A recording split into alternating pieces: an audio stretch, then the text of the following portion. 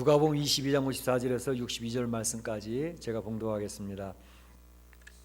예수를 잡아 끌고 대제사장의 집으로 들어갈새 베드로가 멀찍이 따라가니라. 사람들이 뜰 가운데 불을 피우고 함께 앉았는지라.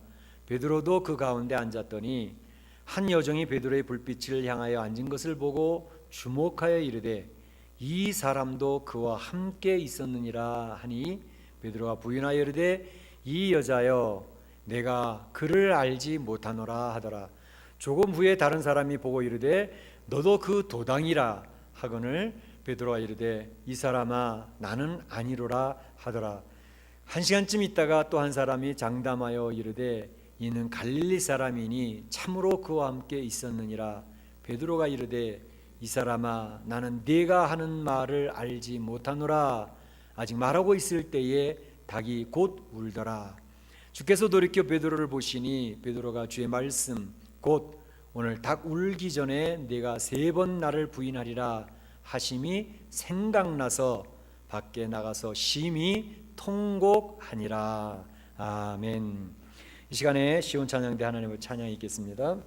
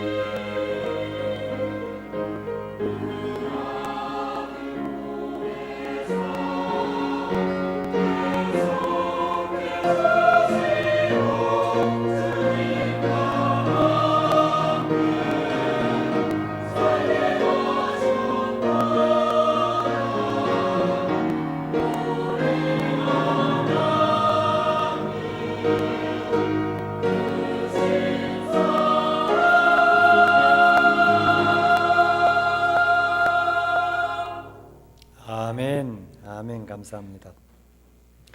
지난 목요일 날 일본 도쿄에서는 한 집회가 열렸습니다. 독도는 일본 땅이다라는 것을 선포하는 그런 집회였습니다. 걔네들 늘 그러는데 뭐 새삼스러운 게 있습니까? 그러실지 모르겠는데 이번 도쿄 집회는 좀 다른 게 아베 총리의 최측근 차관급이 그 집회에 참여를 했습니다. 이제 국가관리가 공식적으로 참여를 하고 있는 것이죠. 뿐만 아니라 이제 어린 학생들의 역사 교과서에까지 공식적으로 독도는 일본 땅이라고 이제 기술하기 시작을 했습니다. 뿐만 아니라 아베 총리는 다시 전쟁을 할 수 있는 보통 국가를 만들어야 된다라고 해서 헌법 해석을 지금 변경시키고 있는 것을 볼 수가 있습니다. 그래서 일본 사람들을 늘 교묘하고 치밀하게 그들의 작전을 펼쳐나가는 것을 볼 수 있습니다. 우리 한국 사람들은 굉장히 감정적이라서 데모 같은 거 잘하고 열광적으로 하지만 일본 사람들은 감정 표현을 거의 안 합니다. 그러면서 실제적이고 구체적인 작업들을 얼마나 잘하는지 모릅니다. 미국에서도 그래서 일본 사람 커뮤니티하고 한국 커뮤니티하고 이렇게 국가적인 이슈를 가지고 대항을 하면 한국 사람들은 번번이 집니다. 한국 사람들은 뜨거운 열정 가지고 감정적으로 표현하지만 일본 사람들은 아무것도 안 하는 것 같은데 자기네들의 뜻을 관철하기 위해서 주지사를 포섭하고 또 위원들을 포섭하고 그래서 자기네 뜻을 관철하지요. 소녀상 세우는 것들도 얼마나 치밀하게 반대하고 있는지 모릅니다. 물론 독도 병기하는 문제도 그렇고 미국에서는 그런 전쟁터와 마찬가지의 그런 일들이 계속 벌어지고 있습니다. 그런데 이제 일본 사람들은 독도가 일본 땅, 그러니까 한국이 지금 불법 점거하고 있다고 선언하고 아이들 어린 심령부터 가르치고 있으니까 이제 한국이 외교적으로 고립이 되는 상황이라든지 또 한국의 국론이 4분 5열되어서 힘을 쓸 수 없는 상황이라든지 그런 때가 되면 언제든지 치고 들어올 수 있는 명분을 마련하고 있는 거죠. 참으로 그들의 치밀하고 교활한 모습은 이루 말할 수가 없습니다. 사실 우리 한국의 역사에 그런 모습들은 일본의 그 모습들은 많이 보여줬지 않습니까? 1905년에 을사보호조약 그것을 체결함으로 말미암아 한국의 외교권을 뺏어갔습니다. 한국을 대표하는 외교권은 일본에 있다. 그래서 그때 이제 황성신문, 항일신문입니다. 그것의 주필이었던 장지연 선생님이 1905년 11월 20일 신문에서 사설을 쓰기를 시리아 방성대곡, 잘 알려져 있는 거죠. 시리아 방성대곡 이날에 목노와 통곡하노라, 이날에 목노와 통곡하노라 라고 하는 사설을 쓰면서 울분을 토하고 분개했던 그런 내용이 나와 있습니다. 그래서 장지연 선생님은 이 글을 통해서 이제 독립유공자라고 국가의 서훈을 받았고 애국지사로서 알려졌습니다. 그런데 한 2, 3년 전에, 그러니까 2011년입니다. 4월 달에 친일자들 명단을 만드는 작업이 한국에서 진행이 됐었는데요. 그때 느닷없이 장지연 선생님의 이름이 친일자로 이름이 올라갔습니다. 그 내용을 알아본즉 이제 1914년부터 1918년까지 매일신문, 그거는 이제 친일파 신문이었습니다. 그 신문에 장지연 선생님이 일본을 우호적으로 이렇게 대하는 그런 글들을 많이 실었다고 해서 이분은 친일한 사람이다라고 해서 애국지사의 명단에서 빼버리고 또 독립유공자 서훈에서 취소를 시키고 그렇게 해서 참으로 그 이름이 이제 빠지는 그런 일이 있었습니다. 단지 장지연 선생뿐만 아니라 그 당시에 독립을 위해서 생명을 걸고 애국하던 그런 애국지사들이 많이 있었는데 일본의 치밀함과 교묘함, 교활함은 그 애국지사들을 전부 무릎 꿇게 만들어서 굴복을 시켰습니다. 그래서 친일하는 사람으로 바꾸는 것들이 얼마나 많이 있습니까? 이광수 같은 분도 그렇고 그 외에 많은 분들도 정말 국가의 독립을 위해서 힘쓰고 생명을 걸었던 사람들을 모두 친일, 일본에 협조하는 사람으로 만들어서 국가의 뿌리를 흔들어 놓는 그런 일들이 많이 있었지요. 그래서 오늘 사실 장지연 선생님의 시리아 방성대곡을 제가 소개하는 이유는 오늘 본문에 보게 되면 예수님 앞에서 크게 다짐을 하고 또 주님을 보호하겠다고 했던 수제자 베드로, 그가 땅을 치고 가슴을 치고 통곡하는 장면이 오늘 본문에 묘사가 되고 있습니다. 이 베드로가 어떻게 해서 이렇게 무너지게 되었는가 하는 것을 우리가 살펴보면서 우리 신앙적인 하나님의 말씀을 듣기를 원하는 것입니다. 정말 오늘 본문에 보게 되면 수제자 베드로가 예수님을 3번이나 부인하고 있는 그런 장면이 나오고 있죠. 이 장면들은 사복음서에 다 나옵니다. 근데 누가복음에는 좀 부드럽게 표현이 되어져 있는가 하면 마태복음에는 좀 강하게 표현이 되어지고 있죠.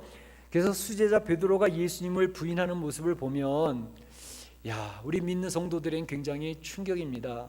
어떻게 예수님의 12 제자 가운데 수제자가 예수님을 부인하는 자리에 떨어졌을까? 그걸 보면서 생각하는 것은 우리가 교회에서 정말로 열심히 헌신하고 충성하는 그러한 하나님의 사람들도 베드로처럼 이렇게 주님을 부인하고 신앙을 저버리는 자리에 떨어질 수도 있겠구나 라고 하는 생각을 해보게 되었습니다. 그러면 베드로가 왜 이런 자리에서 떨어지게 되어졌고 또 그 자리에서 회복할 수 있는 방법은 무엇인지 그런 것들을 한번 생각해 보면서 오늘 이 시간에 하나님의 음성에 귀를 기울여 보고자 합니다. 먼저 마태복음에 나오는 것을 보면 26장 마태복음 26장 70절부터 74절까지 보게 되면 예수님을 3번 부인하는 내용이 납니다. 여자 앞에서 베드로는 처참하게 무너지죠. 내가 예수님과 함께 있지 않았었냐? 그랬더니 나는 네가 하는 말이 무슨 말인지 모르겠어 라고 부인을 합니다. 그 다음에 좀 지나서 또 다른 사람이 이야기합니다. 아니야, 너는 그 갈릴리 사람으로서 예수 도당 맞아 얘기했더니 아니야, 나는 그 사람 누군지 몰라 이렇게 얘기를 합니다. 세 번째는 요한복음 18장에 보게 되면 예수님을 잡는 겟세마네 동산에서 이제 말고라고 하는 사람이 좀 귀가 떨어졌습니다. 근데 그 사람이 친척이 그 자리에 있었던 모양이에요. 그 친척이 이야기하기를 너 무슨 소리 하냐? 네가 귀를 떨어뜨렸던 그 말고의 친척이 난데 내가 그 자리에 그 예수와 함께 있었던 것을 본 사람 내가 증인이야 라고 이야기를 하니까 바로 이 베드로는 저주하며 맹세하여 가라되 나는 그 사람이 누군지 도무지 모른다 이렇게 예수님을 부인했던 것입니다. 어떻게 이런 일이 있을 수 있을까? 어떻게 이런 일이 있을 수 있을까? 베드로 자기 그 자신의 말대로 정말로 예수님을 잘 몰랐던 것인가?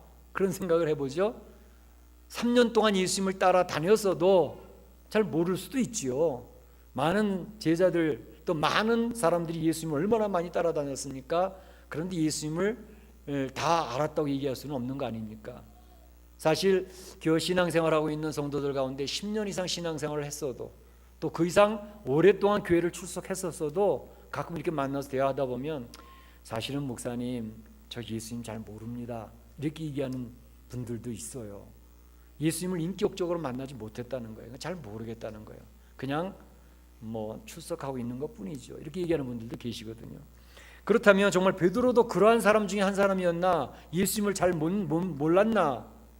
근데 사실은 우리 성경을 통해서 보는 것처럼 예수님이 이 베드로가 예수님을 잘 몰랐다 하는 말은 사실이 아닌 것 같아요. 왜냐하면 마태복음 16장 16절에 보게 되면 예수님이 그 제자들을 불러놓고 이야기했습니다. 사람들이 나를 누구라 하더냐? 어떤 사람은 엘리야, 어떤 사람은 세례요한이 살아 돌아왔다. 아니 그 말 말고 너희 제자들, 너희들은 나를 누구로 생각하느냐? 그랬을 때 베드로가 이야기를 합니다.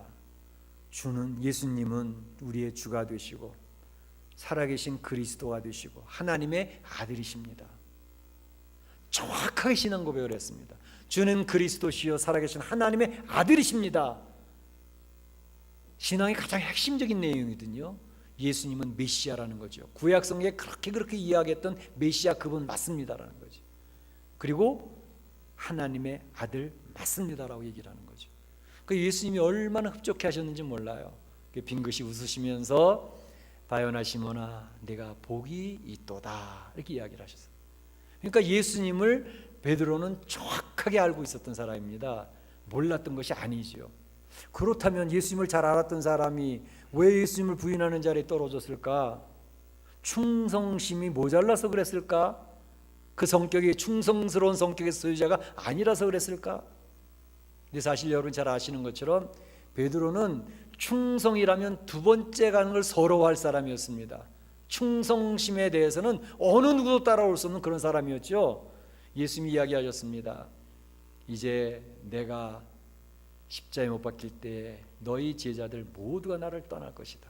오늘 밤에 너희들이 다 나를 버리고 도망가리라. 얘기할 때 베드로 이야기하기를 무슨 말씀을요?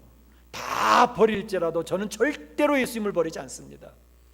예수님이 옥에 가신다면 저 옥에도 갈 것이고 예수님이 죽는 자리에 가면 거기까지 따라가서 제가 그 주님을 버리지 않는 준비를 잘 하겠습니다. 그 얘기했던 사람이거든요. 그 실제로 겟세마네 언덕에서 그 군사들이 예수님을 잡으러 왔을 때 베드로는 그의 품에 차고 있던 칼을 빼서 거기 앞에 있던 종을 쳤는데 귀가 떨어져 나갔단 말이죠. 물론 귀를 치려고 한 게 아니라 죽이려고 쳤는데 피하니까 귀가 떨어진 거예요.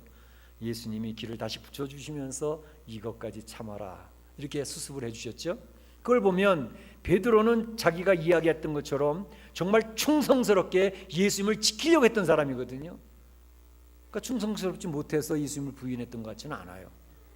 이걸 보면 신앙 고백이 정확하고 발랐고 또 충성심이 남다르게 이렇게 있었어도 예수님을 부인하는 자리에 떨어질 수가 있구나 하는 것을 어느 누구도 우리의 신앙, 내 자신의 신앙을 자신할 수가 없고 나도 연약하여 쓰러질 수 있는 존재라는 사실을 다시 한번 확인할 수 있는 장면입니다. 어떤 분은 그래요. 우리 집안은 대대로 예수님을 믿어온 몇 대째 집안입니다. 저도 모태신앙입니다. 그럴 일은 없을 겁니다. 근데 어림도 없는 소리입니다. 신앙생활 모태신앙이고 몇 대째 집안의 신앙이고 또 신앙생활한 지 몇십 년이 되어서 저는 그런 일은 없을 겁니다. 자신할 수가 없다니까요. 오늘 예수님의 제자 수제자가 넘어지고 있는 자리를 보고 계시지 않습니까? 저는 교회에서 너무 귀한 직분을 맡고 있기 때문에 그럴 리가 있겠습니까? 아닙니다. 누구든지 넘어질 수가 있는 것을 오늘 베드로는 우리에게 너무 잘 가르쳐주고 있는 것이죠. 그렇기 때문에 우리는 주 안에서 하나님, 저는 항상 쓰러질 수 있는 존재입니다. 주님이 긍휼히 여겨주시지 아니하시면 제 영적인 건강성을 유지할 수 있는, 장담할 수 있는 존재가 못 됩니다 라고 주 앞에 엎드리는 수밖에 없습니다. 베드로의 모습에서 그것을 배울 수가 있는 거죠. 그러면 이 베드로가 도대체 그렇게 신앙 고백도 잘하고 주님을 인격적으로 만났고 충성심이 강했던 사람인데 왜 쓰러지고 넘어지고 부인하는 자리에 떨어졌을까? 저는 한 세 가지 정도를 정리해서 여러분 소개하고 싶어요. 첫째는 두려움이었습니다. 그 생명의 위기감, 두려움, 이것이 베드로를 쓰러지게 만들었습니다. 사실 예수님이 곁에 있을 때 그는 전혀 겁을 내지 않던 사람입니다. 예수님의 모습에서는 정말로 힘 있는 권세, 권위가 보여졌거든요. 대제사장도 그 앞에서 쩔쩔매는 것을 봤습니다. 로마의 군병들도 쩔쩔매는 것을 보았습니다. 죽은 나사로를 일으키는 모습을 보았습니다. 그 예수님이 곁에 계신데 뭐가 두렵냐 이 말이죠. 힘이 있었습니다. 겁이 없었습니다. 그런데 지금 정작 그가 의지했고 믿었던 예수님은 너무 초라한 모습입니다. 군병들에게 죄인처럼 붙들려서 끌려갑니다. 그 예수님의 모습이 어떻게 이렇게 될 수 있을까? 그의 가슴에는 두려움이 엄습해 왔습니다. 그는 도망가고 싶었습니다. 사실 마가복음 14장 52절에 보게 되면 한 청년, 예수님의 제자 중에 한 명이었을 것입니다. 혼입을 이렇게 두르고 나와서 있다가 예수님이 잡혀가시는 그 상황을 보면서 그 혼입을 집어 던지고 벗은 몸으로 도망갔다 그랬습니다. 스트리킹을 한 거예요. 벌거벗고 도망갔다니까요. 얼마나 당황스러웠으면. 그 제자 중에 하나가 아마도 그 사람은 마가복음을 기록했던 마가였을 것이다 이렇게 얘기를 하고 있습니다. 그런데 바로 두려움이 찾아오면, 그 생명의 위험을 느끼면 사람들은 대부분 이와 같이 본래 모습에서 벗어나는 것을 볼 수가 있습니다. 아브라함을 보세요. 그의 생명이 위험하다 느꼈을 때 그는 자기 아내를 누이라고 소개하고 있지 않습니까? 얼마나 비참한 남편의 모습입니까? 또 1938년 9월 9일 평양의 서문박 교회에서 장로교, 정말로 자부심이 강했던 장로교 목사님들과 장로님들이 모여서 27회 총회를 열고 있었습니다. 그 당시는 일제시대였죠. 특별히 일제시대에 그들은 이제 이 한국 사람들을 일본 사람으로 만들기 위해서 그들의 정신을 꺾어 놓으려고 하는 것이 목표였습니다. 그 중에 하나가 특별히 그 민족의 리더 그룹이었던 종교인들을 굴복시키는 일이었습니다. 그것을 위해서 신사참배를 강요했습니다. 근데 그 27회 총회장에 그 서문박 교회에 일본 경찰들이 쫙 들어와서 공포감을 조성을 하고 협박을 하는데 그것에 모여있던 장로님들과 목사님들이 그 신사참배 결의를 하였습니다. 우리 한국 기독교 교회사의 큰 오점으로 남아있는 내용입니다. 이야기하기를 에이 뭐 신사참배 그거 뭐 그렇게 따질 거 있냐, 우상숭배가 아니라 그냥 국가 의례로 그냥 받아들이도록 하자. 그 넘어갔습니다. 분명히 우상숭배라 얘기하지 못하고 슬쩍 지나가면서 그들은 일본의 총칼 앞에 굴복을 했던 것이죠. 두려웠던 것입니다. 그래도 많은 목사님들 또 신앙인들은 그 신사참배를 거역하다가 투옥되어지고 순교한 우리 신앙의 선배들이 또 굉장히 많이 있었죠. 어떤 사람들은 사람들을 평가할 때 이렇게 평가를 한다 그래요. 그 사람에게 권세를 주어봐라. 그러니까 파워, 힘센 파워를 한번 주어보면 그 주어진 권세와 파워를 어떻게 사용하는가를 보면 그 사람을 제대로 알 수 있다. 이렇게 얘기하는 거죠. 또 한 가지는 그 사람의 이해타산의 문제가 걸려 있을 때 그 사람이 이것을 선택하느냐 선택하지 않느냐에 따라서 큰 손해를 볼 수도 있고 큰 이익을 볼 수 있는 그런 상황에 있을 때 그 사람이 어떤 것을 선택하느냐를 보면 그 사람의 본 모습을 볼 수 있다. 이렇게 얘기하는 거죠. 그래서 신앙이고 뭐고 나한테 손해 가는데 무슨 신앙이야. 교회 나가서 내가 손해 볼 필요가 없지. 그리고 떠나는 사람들도 많이 생긴다는 거예요. 그러나 손해를 감수하고라도 교회를 지키는 사람들이 있는 것이죠. 그 사람들의 모습이 이제 거기서 드러난다는 것입니다. 뿐만 아니라 이제 그에게 생명의 위기, 이 두려움이 몰려올 때에 그 사람의 행동하는 모습을 보면 그 사람을 알 수 있다는 것입니다. 오늘 본문에 나와 있는 베드로가 생명의 위기를 느끼면서 흔들리고 있는 모습을 볼 수가 있습니다. 그런 두려움에 바로 예수님을 부인하게 되는 그런 원인이 되었던 것을 알 수가 있는 것이죠. 또 한 가지는 베드로가 이 부인하는 자리에 떨어지지 않으려면 사실은 대제사장의 집 예수님을 끌고 간 그 자리까지 따라가서는 안 됐습니다. 가지 말고 피하든지 해야죠. 그 자리에 가니까 부인하죠. 이미 대제사장 집은 영적인 어둠의 권세가 뒤덮이고 있는 상황입니다. 그 어둠의 권세가 뒤덮인 자리에 가니까 무너질 수밖에 없죠. 웬만한 신앙인이 영적으로 어두운 장소에 가서 내가 승리하겠노라고 그렇게 다짐해서 이길 수 있는 사람들이 별로 그렇게 많지 않습니다. 그러니까 어떤 분들은 그래요. 가끔 가다가 이단들이 요새 판을 치는데 내 이단들을 가서 코를 납작하게 해주겠어. 그리고 이단 집회에 참여를 합니다. 그리고 그들의 이단의 교리들이 뭐가 잘못됐는지 내가 정확하게 지적을 해줄 거야. 이단의 집회에 참여를 해가지고 이미 어둠의 권세가 덮여진 모임입니다. 그런데 그것은 참여하면 안 됩니다. 거기서 견뎌낼 정상적인 신앙인들은 없습니다. 다 넘어갑니다. 이단의 첨단변이 되어가지고 그들을 선전하는 사람으로 바뀌어져 버리지 않습니까? 뿐만 아니라 우리의 생활에서도 마찬가지입니다. 성도들이 종종 전도하기 위해서 이 부패하고 타락한 카바레 가가지고 술 먹는 사람들도 좀 내가 전도로 이끌어 와야지. 가보세요. 카바레에서 춤추고 술 먹는 자리 같이 술 먹으면서 그 사람들 전도하겠다고요? 어림도 없는 소리입니다. 그런 자리들은 피해야 되는 것입니다. 물론 성도들이 맞닥뜨려서 싸워야 될 때도 있지만 어둠의 권세가 덮여있는 장소는 성도들이 피하는 게 최우선입니다. 상책입니다. 그런데 바로 오늘 베드로는 바로 그런 어둠의 권세가 덮여있는 곳에 그대로 참여하니까 견뎌낼 수가 없죠. 그러니까 여자가 너가 예수의 제자 아니냐라고 이야기하도 쩔쩔매면서 땀을 찔찔 흘리면서 부인하고 있지 않습니까? 견뎌낼 사람이 없습니다. 그리고 또 한 가지, 바로 예수님을 부인하게 된 근본적인 원인이 사실은 있습니다. 그 원인은 무엇일까? 사실은 이 제자들이 이렇게 허무하게 쓰러질 것을 예수님은 보고 내다보고 계셨습니다.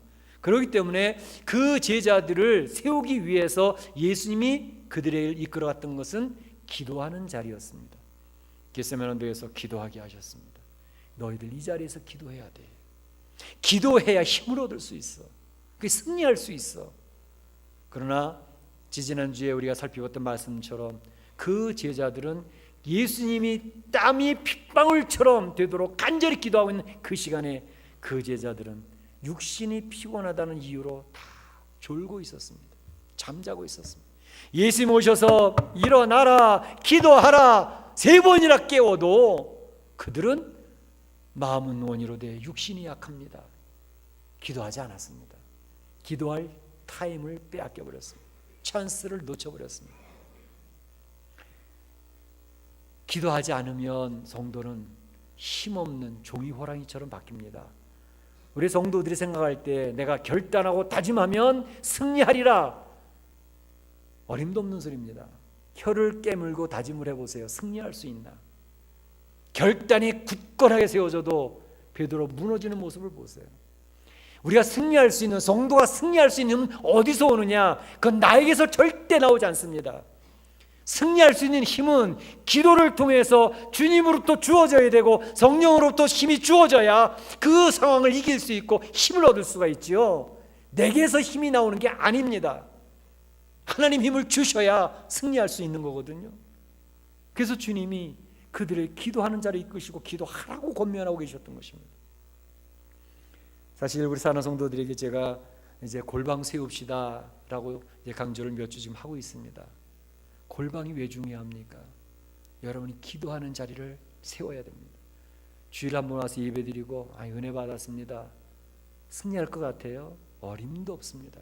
그건 신앙생활이 아닙니다. 신앙생활은 여러분의 골방이 있어야 신앙생활이 시작됩니다. 영적인 건강성을 유지할 수 있습니다. 그래서 여러분의 가정에 방 하나 구별해서 지성소 골방을 만드시라는 겁니다. 찬송 틀어놓고 성경책 펼쳐놓고 기도하는 자리, 기도하는 시간. 직장과 사업도 그 좁은 공간에 어디에 골방을 만들어요? 의자 하나라도 괜찮다니까요. 구별된 의자를 하나 만들어 놓으세요. 그리고 그 자리에 앉으면 하나님을 바라보는 자리입니다. 책상 하나 마련해 놓으시고 주님을 바라보시는 시간, 그게 필요합니다. 일주일 내내 안 하셔도 된다니까요. 일주일에 한두 번이라도 그 자리에 엎드리면 영적인 건강성을 유지할 수 있어요.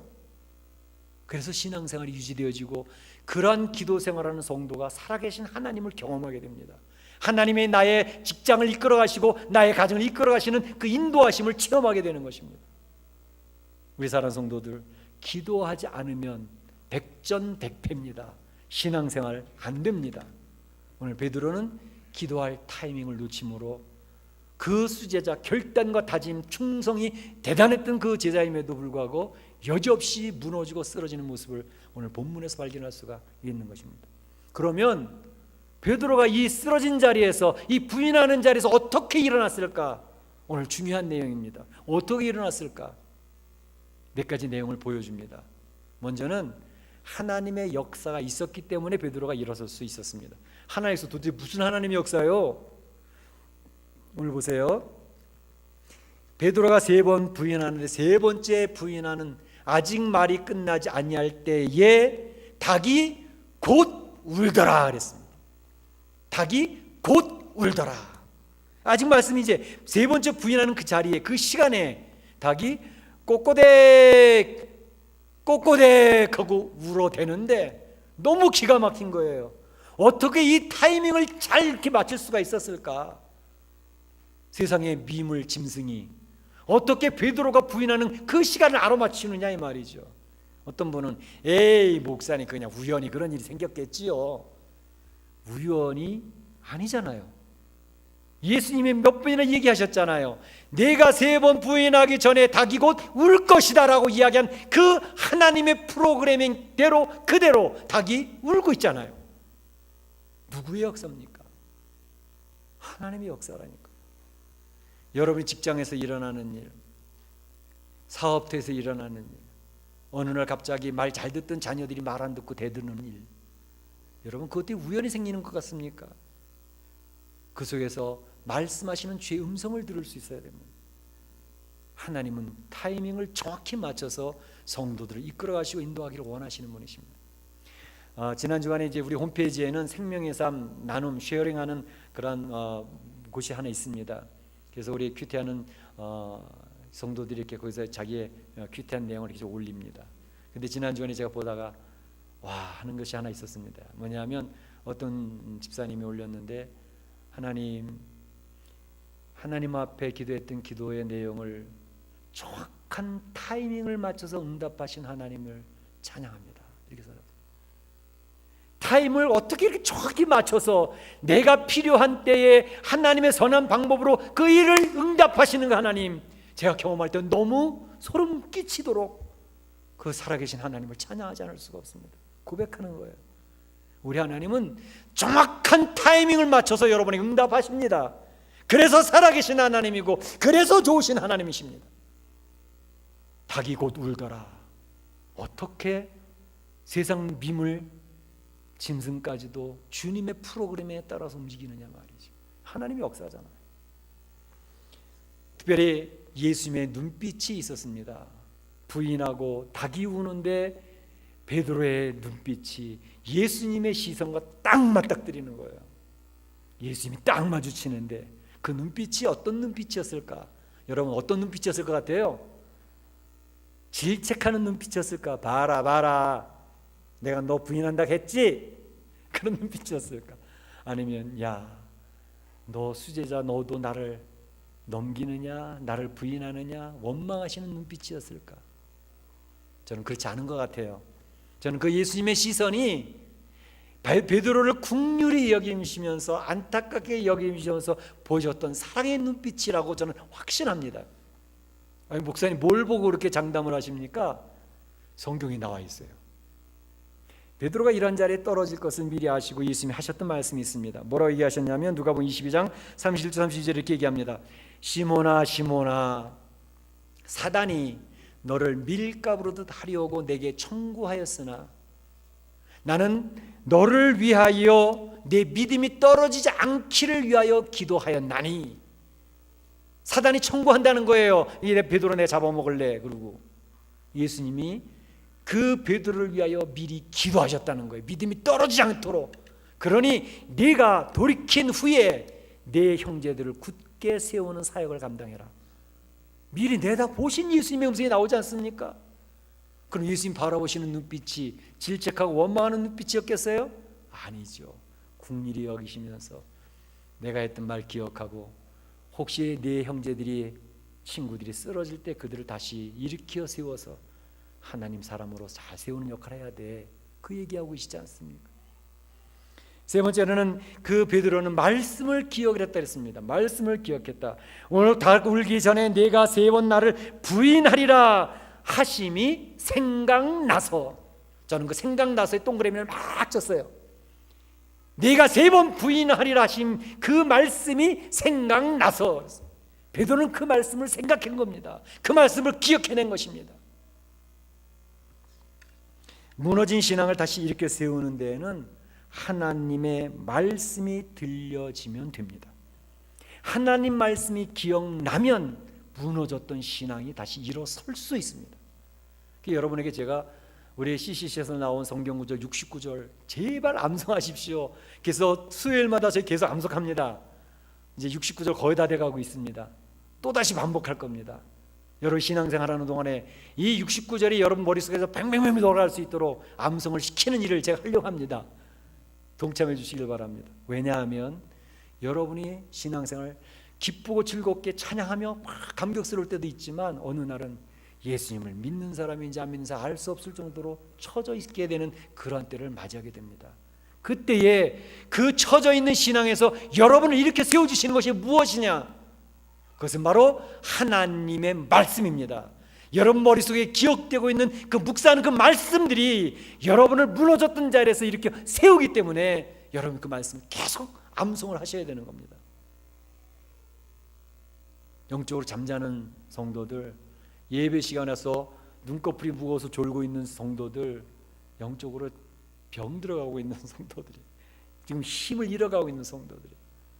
그런데 바로 하나님의 말씀이 들려지기 시작하면 다시 일어날 수 있는 힘이 생기게 되는 것입니다. 그리고 이런 하나님 말씀이 생각나니까 그가 했던 일이 뭐예요? 주님, 예수님, 그 말씀이 기억나니까 그 가슴을 치는데 가만히 있을 수가 없는 거죠. 밖에 나가서 땅을 치고 가슴을 치며 통곡하더라 그랬습니다. 베드로의 통곡. 주님, 제가 주의 말씀대로 주님을 3번이나 부인하는 자리에 떨어졌습니다. 여러분, 주의 말씀을 기억하고 주 앞에 엎드리는 통곡이 나오는데, 베드로의 통곡. 사랑하는 성도 여러분, 오늘 이 시간에 베드로가 통곡하는 소리가 들리십니까? 베드로가 땅을 치고 가슴을 치며 통곡하는 소리가 여러분 오늘 이 시간에 들려지시느냐고요. 예수님, 제가 수제자인데요, 주님을 3번이나 부인했습니다. 주의 말씀처럼 저는 또 넘어졌습니다. 저를 긍휼히 여겨 주시옵소서. 외치는 주의 음성, 베드로의 음성이 들려지시느냐고. 이제 말씀을 마칩니다. 오늘 수제자 베드로가 무너지는 모습을 보고 있습니다. 수제자 베드로가 무너졌다면 우리들은 말할 것도 없습니다. 우리는 연약함을 가지고 있습니다. 두려움 속에서 넘어집니다. 그래서 기도로 준비하지 못했기 때문에 쓰러지고 넘어진다 할지라도 우리 예수님은 일으켜 세워주시는 방도를 오늘 보여주셨습니다. 살아계신 하나님의 역사가 지금도 여러분을 계속 타치하고 있습니다. 예수님의 사랑의 눈빛, 그 시선이 여러분을 항상 향하고 있습니다. 그 살아계신 하나님의 역사, 그 시선, 그 눈빛 앞에 우리 성도들이 반응을 보여야 됩니다. 어떤 반응을요? 바로 주님의 말씀을 기억을 하고 이젠 예수님 앞에 엎드려 실패하고 좌절하고 쓰러진 내 모습을 고백하면서 엉엉 우는 것입니다. 주님 앞에 엎드려 울면 주님께서 우리 오른손을 붙들고 일으켜 세워 주실 것입니다. 세워 주실 것입니다. 사랑하는 성도 여러분, 오늘 예수님이 우리를 다시 일으켜 세워주시면서 말씀하십니다. 나를 부인하는 자리에 떨어졌을지라도 나는 너를 사랑하고 너를 다시 일으켜 세워서 주님의 교회를 세우고 하나님 나라를 확장하는 일을 너를 통해서 하고 싶다 하면서 더 귀한 일을 맡겨 주실 것입니다. 바라기는 우리 사랑하는 성도들이 오늘 주님의 음성을 듣고 베드로의 모습을 보면서 연약한 나를 다시 일으켜 세우신 주님의 손길을 붙들고 일어나서 주님의 귀한 사역을 감당하시는 승리하는 성도들이 다 되실 수 있기를 예수님의 이름으로 축원합니다. 축복합니다. 같이 기도하시겠습니다. 오늘 주신 말씀 가운데 내 마음에 담아지는 귀한 말씀이 있다면 그 말씀 한 가지를 붙들고 기도하시길 바랍니다.